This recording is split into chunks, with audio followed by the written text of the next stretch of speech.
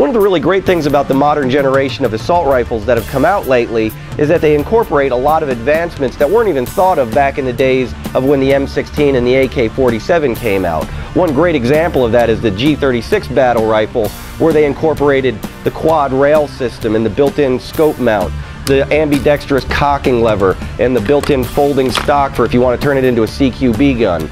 But for some folks, even with all the custom features that this has on it, it doesn't quite get them everything that they're looking for, because some folks just want to make a personal statement with their gun. And for those folks, we offer the G608-8, which is pretty much the most advanced version of the G36 battle rifle. Now, the G36 is a pretty advanced design on its own, but it does have some shortcomings. One of the most notable is the fact that it uses a unique size magazine, so if you're playing with a bunch of other guys that are using M4s or M16s, you're not able to interchange magazines. So if something happens to yours and you don't have any more G36 mags, you're just totally out of luck.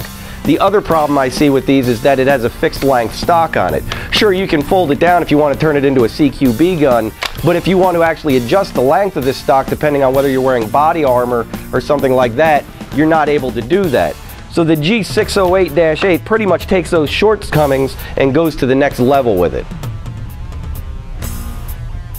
One of the first things you're probably going to notice about this gun is that it's adapted for using standard M4 and M16 magazines right out of the box. These are typically referred to as Stanag magazines. Now, the nice thing about these is that they're a lot more common than the G36 style magazines that are out on the market. So there's a lot more in the way of different choices of drum magazines, mid-cap magazines, custom magazines, and that sort of thing. Also, if you're on a team and guys are using M4s and M16s, the odds are there's going to be a lot of extra magazines kicking around. So if you run out of bullets, you'll be able to grab one from another player.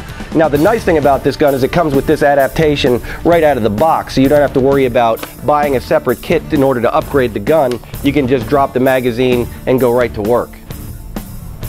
Now, the second modification is the fact that this thing comes with a built-in suppressor, which of course doesn't actually do anything in the way of silencing the gun or changing the performance of it. The nice thing, it does add a nice aesthetic to the gun, and it does make the barrel a little bit longer, so that if you do want to change the inner barrel and make the gun a little more accurate, you can easily do that without having to make any kind of major modifications to the gun. One really great custom feature about this gun is that it comes with a full metal rail system built right in. Now, these are often referred to as an RIS, or a rail integration system, which is essentially a Picatinny rail which allows you to attach additional accessories to the gun without having to modify the gun. So these have a little bit longer rails on it. You'll notice that the normal G36 does have a rail system on it, but it's somewhat limited as to the length of the rails. This actually has a much longer rail system, so you can add much bigger accessories like grenade launchers, forward grips, accessories like lasers and flashlights, all easily fit to this gun. And the nice thing is that it's a really great looking full metal system, so it really adds a nice aesthetic to the gun and looks cool as hell. One fairly unique feature about this gun is that it comes with the SOP mod style crane stock built right in.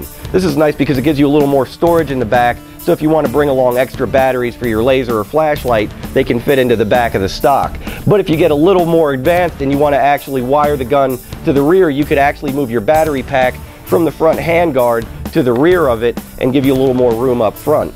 But the nicest part about this stock is that it's actually adjustable for 7 different positions. So if you're wearing body armor and you need to adjust the length of your stock to compensate, you can easily do that with this gun. We checked this gun on the chronograph and found it to have an average velocity of around 350 feet per second with a .2 gram BB, which is pretty much in the ballpark for what I recommend for airsoft guns. Now, I know you can modify these things and get 400 or 500 feet per second out of it, but I gotta tell you, if you're gonna stay on good terms with the other guys you're playing airsoft with and shoot them with a 500 foot per second airsoft gun, they're probably not gonna like you very much afterwards. So if you want to stay friends with your buddies, stick with the stock velocities with your airsoft guns. Unless, of course, you hate your friends, you can do whatever you want, but you have to take the risk that they're gonna beat your ass after the game. So, of course, the greatest feature about this particular gun is that it comes with all of these accessories built right in. So if you calculate the additional expense of adding a silencer, a full metal rail system, an upgraded M4 style magazine system, and a SOP mod stock, you're almost going to double the cost of what it cost you for the standard G36. And considering that this only costs $25 more than the standard gun, makes it an incredible buy in my book.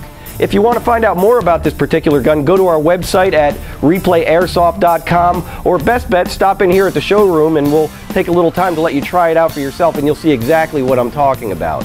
So until then, don't let the bastards get you down.